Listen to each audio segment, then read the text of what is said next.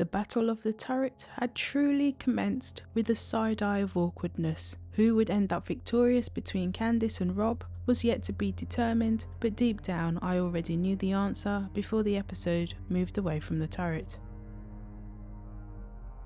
The traitors had the opportunity to recruit, but chose to murder instead. Their choices were between Colton, Natalie and Stephen. I was surprised Natalie was a consideration, because they might want to keep that linger of doubt around her. They didn't seem aware of the suspicion growing against Stephen. Candice was the one to mention Colton, but that was a no from Rob. It was becoming more and more clear that Rob wanted Colton at the end, whether Colton was a faithful or a traitor. I couldn't help but have this unsettling feeling that if Candice was banished, it would see Rob blackmail Colton to become a traitor. I had that feeling since episode 6, but it was quietly bubbling. In between 7 and 8, that quiet bubble became a loud explosion. Real talk. Outside of Michael, I don't think I've ever cheered as much for a player's elimination in the US version than the victim of this episode. I wasn't expecting it because I thought Rob would want Colton around. I thought Rob would challenge Candice more, but it turned out that leaving it up to Candice might have been part of a bigger plan.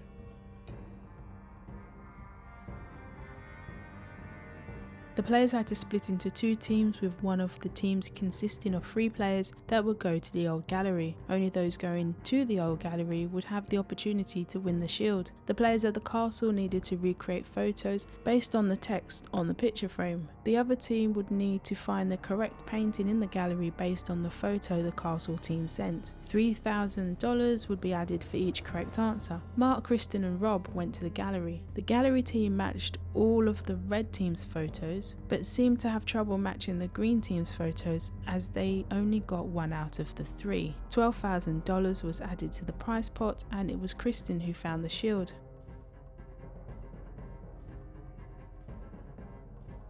Candice's name had been flying about everywhere, despite some questioning the possibility of there being a male traitor. Following from her conversation the previous night with Colton, Maura brought up Candice's name at breakfast when those that were there were talking about who could flip easily and keep the facade. The Dagger 6, who are now the Dagger 5, started discussing Candice, which was started by Eric, while Rob added Colton's last words of mentioning Candice in that conversation with Maura. This was happening while Candice started her campaign against Rob.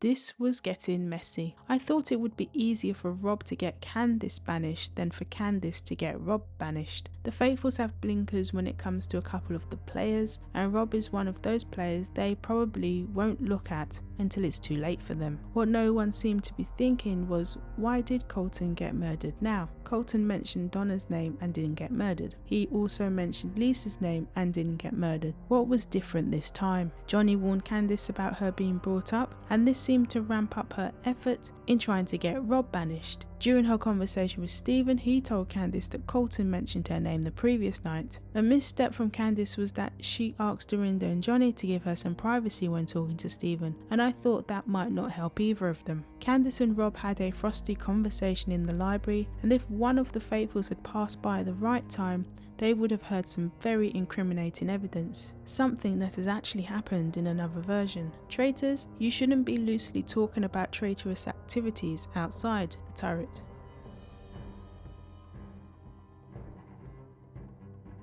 Johnny started things off and told the table about Colton mentioning Stephen. Stephen asked the table if anyone else had heard it, and no one responded. Why did Colton tell Johnny that, but not apparently say it to anyone, even Maura or Rob? Dorinda brought up Lisa giving Stephen the gold in the previous mission, which was something Colton had observed during the mission. Stephen said it was him that approached her for the gold, instead of her actively seeking Stephen out to give it to him. Candice tried to land the first blow on Rob. I thought it was interesting that Rob had decided to take a different tactic. He defended himself but didn't try to turn it back on Candice. I don't think Candice was convincing anyone because they don't want to see it of Rob. Candice was fighting a losing battle. Were the Faithfuls going to get their second traitor in a row, or would Stephen end up being collateral damage? Rob once again didn't play the dagger. With 2 more opportunities, I wonder when he will use it. The Faithfuls landed their second traitor in a row and 3rd overall with Candice's banishment. I was surprised Johnny voted for Candice, as I thought he was leaning towards Stephen. For a second time this season, we saw that housewives will actually vote for each other. Lisa had voted for Portia when she knew she was a Faithful, while Faithful Dorinda voted for Candice. Natalie was the only Faithful that didn't vote for Candice when she voted for Tara, and I wonder if that will raise some eyebrows. Candice's throwaway vote came back to bite her because a few of the Faithfuls mentioned it. If she had given a proper reason at the previous roundtable, then she might have had a better chance of surviving, because it wouldn't look so bad when she actually started going for Rob.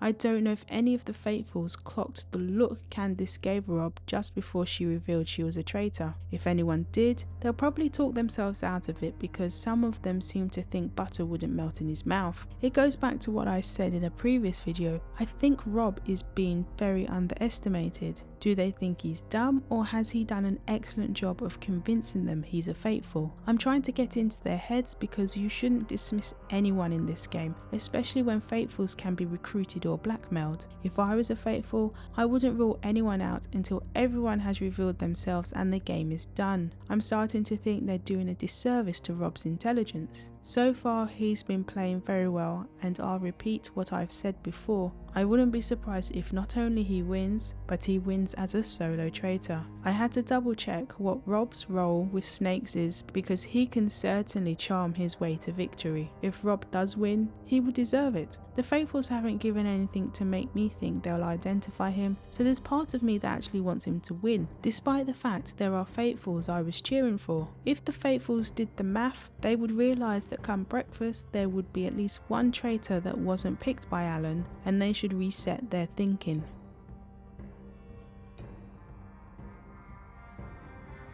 Rob had the big decision on who to blackmail and had 2 paths to decide on. Does he blackmail someone that he wants to use as a pawn to be banished, or does he pick someone to get to the end with? If he wanted a pawn, he had a couple of Faithfuls where he started planting a seed. If Rob blackmailed Dorinda, it would help with the little seed he planted in the previous episode about there possibly being a turret of housewives. After the round table, Rob started planting a different seed because of Johnny's reaction to Candice's banishment. Even Moira was thinking the same about Johnny. Rob was considering blackmailing either Eric, Johnny or Mark. I thought he would go for Johnny so that he would get banished as a traitor, but Rob ended up blackmailing Eric. Eric thought the traitor was Johnny, so he got a surprise when faced with Rob. Just to note that Eric is no handwriting expert, to accompany the fact he might not actually know the tones of someone laughing. There's part of me that thinks Eric might end up being found out if he accepts.